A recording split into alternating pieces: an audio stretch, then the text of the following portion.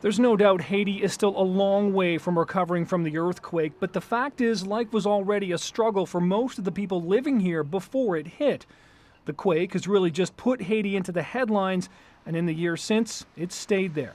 Whether it's because of the shocking number of deaths, of which the country raised the official death toll from the quake to 316,000 on the anniversary, or because of Hurricane Tomas, which came perilously close to delivering another blow to the country, but it changed course at the last minute, sparing an unknown number of additional deaths. Or it could be the cholera outbreak, which killed thousands and sickened many more of the people living in cramped and filthy tent cities with limited access to sanitation. And the country's political problems have been a recent source of attention. The federal election in November produced no clear winner, and that has led to violence and even more instability. It just seemed it was like one crisis after another, so it was like, okay, off with this one, on with the next one, and let's deal with that, and mourn the people that were lost in the floods or the hurricane, and now with the cholera and all those families losing their family members and other people. So it's like you kind of hardly get a chance to catch your breath. Debbie Berquist is a nurse from Hamilton, but she's lived in Haiti for the better part of 20 years and is now the director of Lazarus Project Haiti. Like so many others, she continues to be amazed at the resilience of Haitians. I think that it's their faith in God, and they just keep on going, and maybe because they struggle for every day, their means for so many is so limited, they just live by day to day. And so they're thankful for everything, and every day they wake up and they can struggle through that day, and they've made it through the day. Right now, Haiti is struggling to take advantage of the aid being offered by the international community and put it to good use. Billions of dollars has been promised, less than half has actually flowed. And criticism of the cleanup and recovery is easy to find. But the people I spoke to say you have to live in Haiti to understand why it's taking as long as it is. Their expectations for what would happen in a year in Haiti, to me, were too great from the very beginning. That people all thought that so many things should be done and accomplished. But as I look at what Haiti was like before the earthquake, how with a country with no infrastructure and so little means, how can you do all of this? We're dealing with a country that, of course, doesn't have all of the equipment set up that we would have back home. And so you're starting from way behind to begin with. And then there's governmental issues and there's funding issues with that. And so it does move very, very slowly. So a year later, we're really not advanced all that much since the earthquake. It's slow.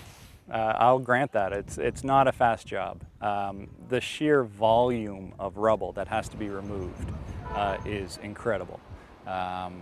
We look at 9/11 and the rubble that they had to remove from there and compare that, and we have so much more in Haiti, yet we don't have the resources.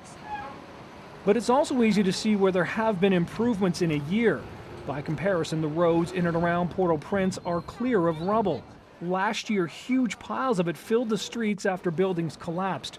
This year, the streets feel much wider. The piles of rubble are now in many cases off the road. Maybe not that far off, but most sections of Port-au-Prince look much different now. We passed by several open areas of land like this where rubble has been dropped off, leaving piles of it almost as far as the eye can see. But there is still so much more to go, and Haitians are clearly frustrated. I can tell you still, so many people are living under tents, and I can say in terms of rebuilding, to me, nothing has been done yet. Jean Dimanche was our driver last year and took us around Haiti again this year.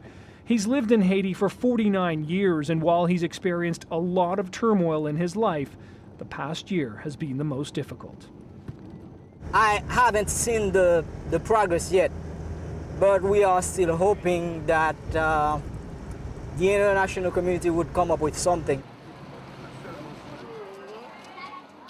Canada is a huge part of that international effort, and our ambassador to Haiti says we are the second biggest international contributor to the country. And of the $400 million we've promised, $250 million has flowed in the course of a year. On the whole, the money is going to the right places. Of course, Henri Paul Normandin took over as Canada's representative in Haiti 2 months before the anniversary, but he already has a clear grasp of Ottawa's plans and priorities for our aid to Haiti. Canada's focusing on youth, setting up programs for education and healthcare. We're also helping increase economic activity with an emphasis on financing and training. Food security is another sector where Canada is targeting aid, but while Canada has helped people get back to business or school and helped rebuild desperately needed medical clinics, Ambassador Normandin admits it's not enough. Does that meet all the needs of the people of Haiti? Of course not, and unfortunately not. We're still 1 year later in a situation where a lot of work remains to be done, and that's what we're doing at this point in time. And while Normandin says Canadian contributions are not just blank checks, political instability is a stumbling block for Haiti. No government wants to give money to a country with a history of corruption. So even though millions has been contributed, the country's lack of clear leadership makes it harder for more aid to flow. One of the constraints that we have working here in Haiti, as we all know, is that the capacity of the Haitian government is limited.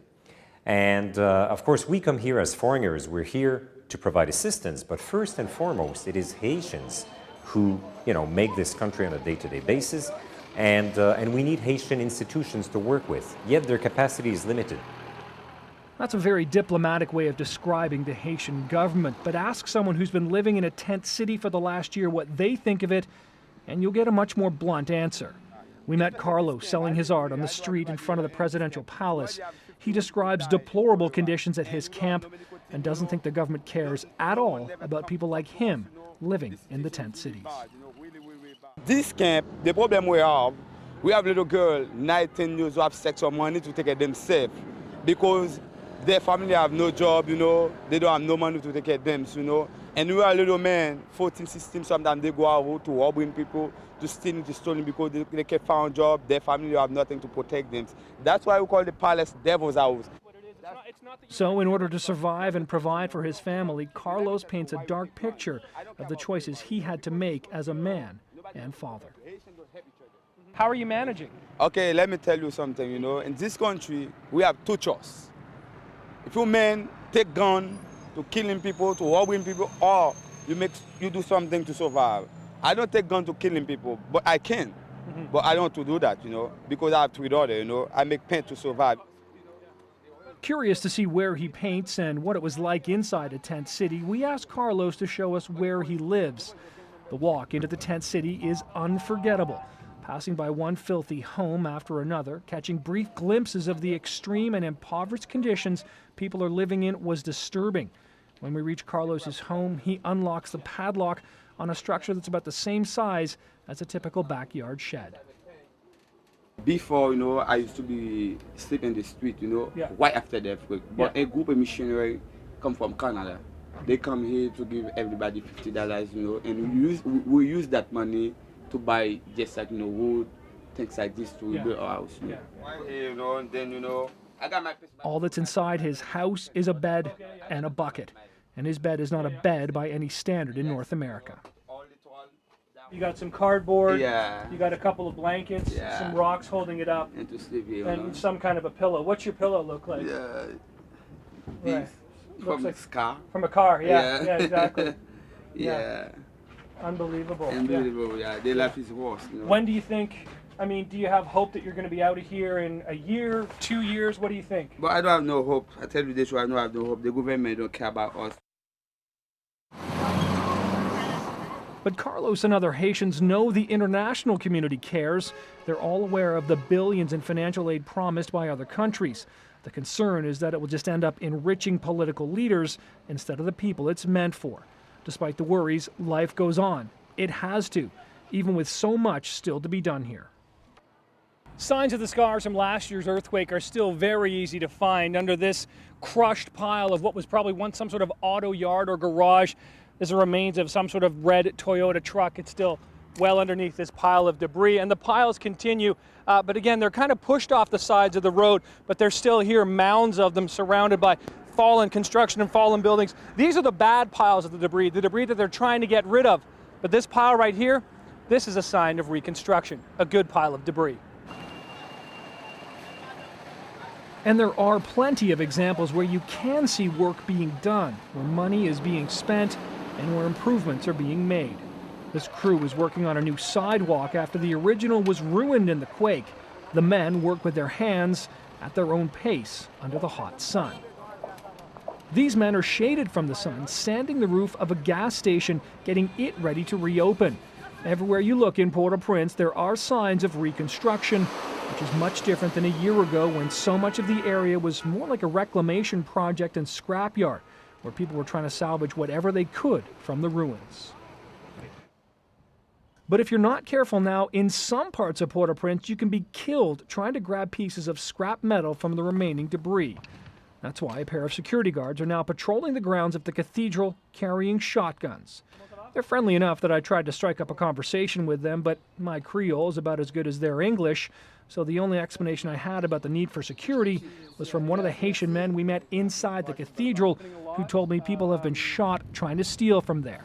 There are still massive and heavy chunks of the cathedral dangling precariously above the rubble on the ground, and the state of the holy site 1 year later is disappointing to Charles, the 18-year-old who became my unofficial tour guide. Yeah, I'm very upset about it because I think they could have done better. How much better, though, when you consider where this happened, is debatable. Through the year, I've seen progress being made. Maybe it could have been faster in a more organized fashion, but things have moved ahead. And there's more to come on Haiti 1 year later after this. We'll show you how a mission run by people from Fort Erie, Burlington, and Oakville is thriving in the wake of the quake and helping more Haitians in more ways than ever.